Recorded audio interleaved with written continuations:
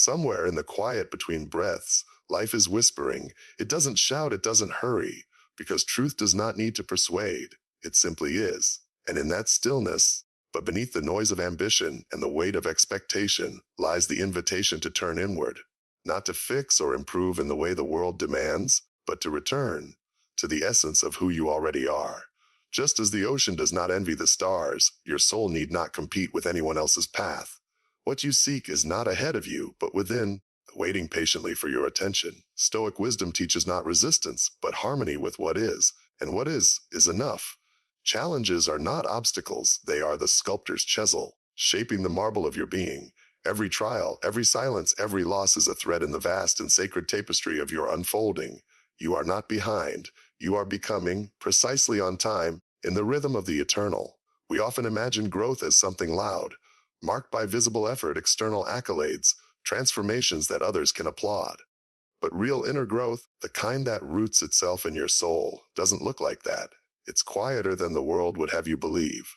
In fact, it begins in silence, not the absence of noise, but a deeper kind of stillness. The kind that arrives when you finally put down the performance, the chase, the need to explain yourself. You sit with yourself, not to fix what is broken, but to listen to what has always been whole. You see, most people are afraid of silence because in silence the masks fall away. There is no one left to impress, no metrics to meet. The world can no longer distract you from the truth of who you are, and for many, that's terrifying, because we've spent our lives trying to be something for others. But in that raw, unadorned space, that's where the work begins. Not the labor of becoming more, but the surrender of all that you are not. The Stoics understood this well. They spoke not of conquering the world, but of mastering the self, and not through grand declarations, but through the disciplined return to the present moment. For the present is all we ever truly possess. Everything else, past regrets, future anxieties, is smoke. But here in this moment you are alive, fully, utterly, and that is not a small thing. Yet we fill this sacred space with noise, scrawling, talking, comparing, striving. We avoid ourselves by staying endlessly busy, as though the self is something to outrun.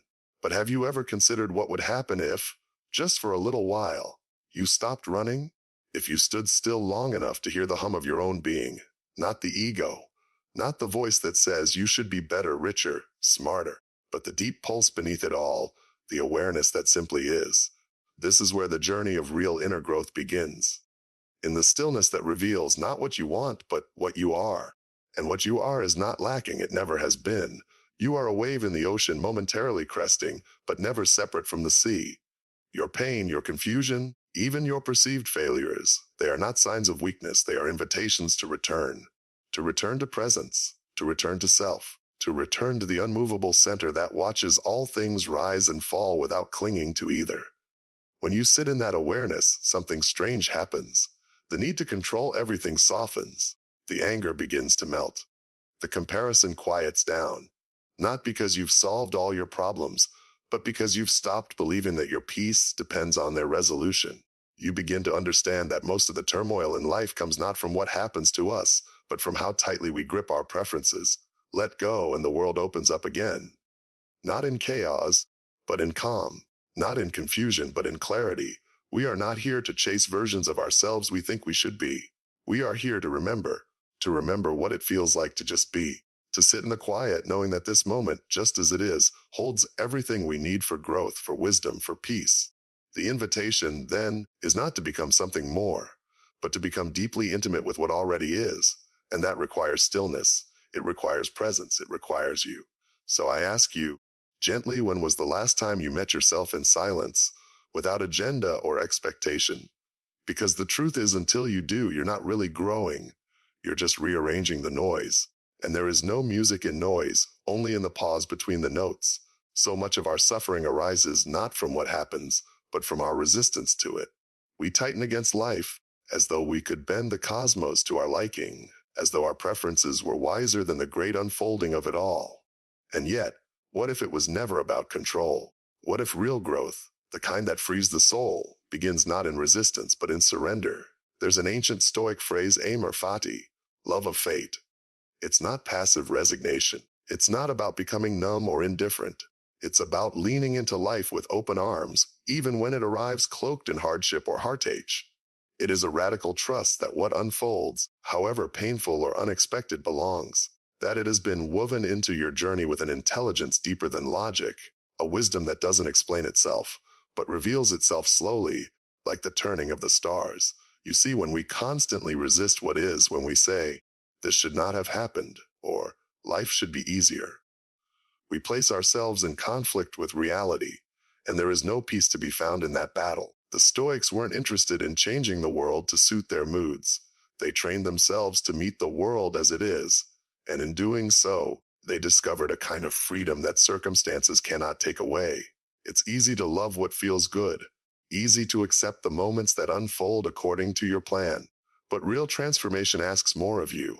It asks you to bless the storm as much as the calm, to say yes, not just to the rising sun, but to the rain that feeds the soil of your becoming. Because everything, every detour, every delay, every loss is part of your unfolding. And sometimes, the pain we try so hard to avoid is the very thing that carves the depth we need to hold greater joy. Imagine for a moment that nothing is out of place. Not the heartbreak, not the failure, not even the confusion. What changes? Not the facts of your life, but your relationship to them. And in that shift, in that quiet yes to what is, suffering loses its grip. Because you're no longer trying to outswim the current. You're learning how to float. We like to think we know what's best for us. But look back. How often has something you didn't want led you somewhere you deeply needed to go? How often has pain revealed a deeper truth, or an ending cleared the way for a more honest beginning? Life is wiser than we are. Its hands may be invisible, but they are never random. And to love fate is to acknowledge that, without bitterness, without complaint. This doesn't mean you don't act, or set goals, or respond to the world around you. It means you act from a place of inner alignment, rather than panic or resistance. You begin to trust that even in the unknown, you are being carried, and that trust, that surrender is not weakness. It is the highest strength. The strength to stop grasping. The strength to stop fighting. The strength to live with your eyes open, your hands open, your heart open. What if every moment was not a test, but a teacher? What if the very thing you're trying to avoid holds the exact medicine your soul needs? And what if, instead of recoiling, you could soften? Even here, growth isn't always graceful. It doesn't always look like progress. Sometimes it looks like sitting still while everything falls apart and choosing, again and again, not to harden, choosing to breathe, to stay, to trust. Because the truth is, life is not happening to you. It's happening for you, even when it doesn't look like it. Especially then, there's something quietly profound in realizing that the only thing we ever truly control is our response. Not the weather, not the opinions of others, not even the unfolding of our own plans. The Stoics spoke of this with great clarity, that our power lies not in the world outside, but in how we relate to it. And yet, most of us spend our lives trying to fix, change, or rearrange things that were never ours to command in the first place. We exhaust ourselves trying to control outcomes, preserve identities, and predict futures, when the real freedom, the enduring kind, is found in letting go of all that. Not giving up, no, but giving in to the moment as it is and choosing our response with intention, with grace. That, you see, is where your true power has been waiting all along. Not in force, but in choice. Think about it: a person insults you, or life hands you something unpleasant, and instantly the storm rises within. But the Stoic pauses. The one who has cultivated stillness, the one who understands the dance of things, does not lash out. They don't suppress it either. They simply observe. And in that gap between stimulus and reaction, something beautiful happens. They become the master of themselves. They choose how to respond, rather than be ruled by the moment. Now, this isn't about perfection. It's not about becoming some emotionally numb statue who never flinches. It's about becoming deeply present. So present that you no longer act from the wounds of yesterday or the fears of tomorrow. You act from now, from clarity, not chaos.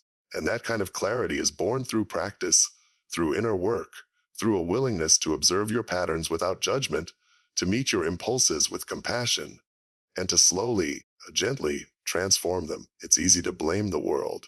Easy to say, if they didn't treat me that way, or if life had been different, I would be at peace. But peace doesn't arrive when circumstances finally cooperate. It arises when you stop being at war with them, When you take radical ownership of how you show up, no matter what's swirling around you. And this doesn't mean becoming passive. It doesn't mean tolerating harm or abandoning justice. Quite the opposite. When you stop reacting, you can respond more wisely. You become less entangled in the drama, more attuned to the deeper rhythm beneath the surface. You become, in a way, transparent, like water, soft, but immovable in your essence. This is not weakness. This is strength refined. The kind of strength that doesn't shout but simply is. The kind of presence that changes a room without speaking. And how rare, how powerful that presence is. A person who knows themselves, who does not need to control others to feel safe. A person who has mastered the art of responding rather than reacting. That, my friends, is the quiet revolution. That is real inner growth. And if you've ever met someone like that, someone deeply anchored, who carries peace like a second skin, you know it's not something they learned in a day. It was earned. Slowly. Through countless moments of restraint, reflection, and the patient chisel of self-awareness. They did the inner work. They failed, they faltered, they returned. Again and again, until that response became their nature. You have that power too. It isn't out there. It's in the next breath you take. The next pause before a word. The next moment you choose to stay awake rather than lash out. The next time you say, I won't be ruled by this.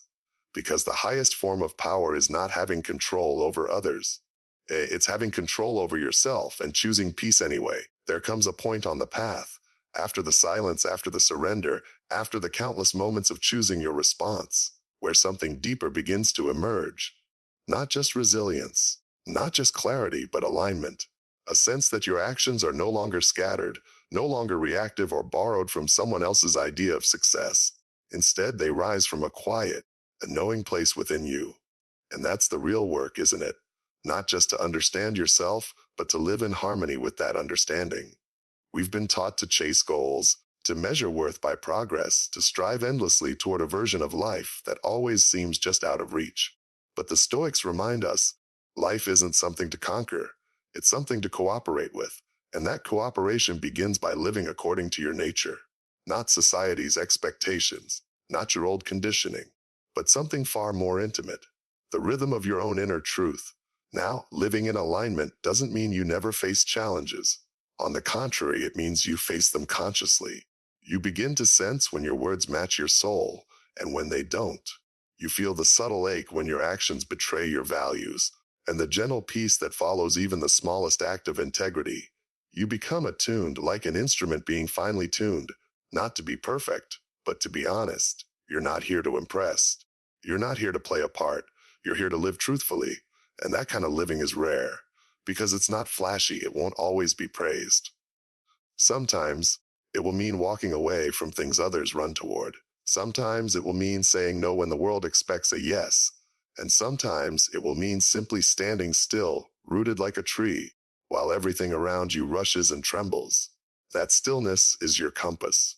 And once you find it, once you begin to act in accordance with it, you start to feel something shift. Life doesn't get easier, but it becomes lighter, more fluid. There's less conflict between who you are and what you do. And slowly, the fractures begin to heal. You no longer feel like you're living two lives, one inward, one outward. There's just one life now, whole, unbroken, present. And isn't that what we're all truly seeking? Not more noise, not more distraction, but coherence, a sense that who I am inside is reflected in how I move outside, that the choices I make are not betrayals of my spirit, but extensions of it. This doesn't come through force. You can't bully yourself into alignment. It's a gentle, steady unfolding, like a flower turning toward the sun, not because it has to, but because it cannot help but follow the light. When you live in harmony with your nature, you begin to flow in rhythm with life itself. You become part of the great dance again, not trying to lead, not resisting the music, but moving with it as it plays through you. And yes, sometimes the steps will be unfamiliar. Sometimes you'll stumble, but even that is part of the rhythm. Because alignment is not about never falling. It's about knowing how to return. And when you return to yourself, you return to life. You were never meant to chase yourself. You were meant to remember yourself. Because the soul does not grow by addition, but by reunion. And in that reunion, there is peace. Not because everything is perfect, but because you are finally whole. So, if you wish to live fully, don't just ask, what should I do? Ask, Does this feel like home? And then follow what answers, no matter how quietly it speaks.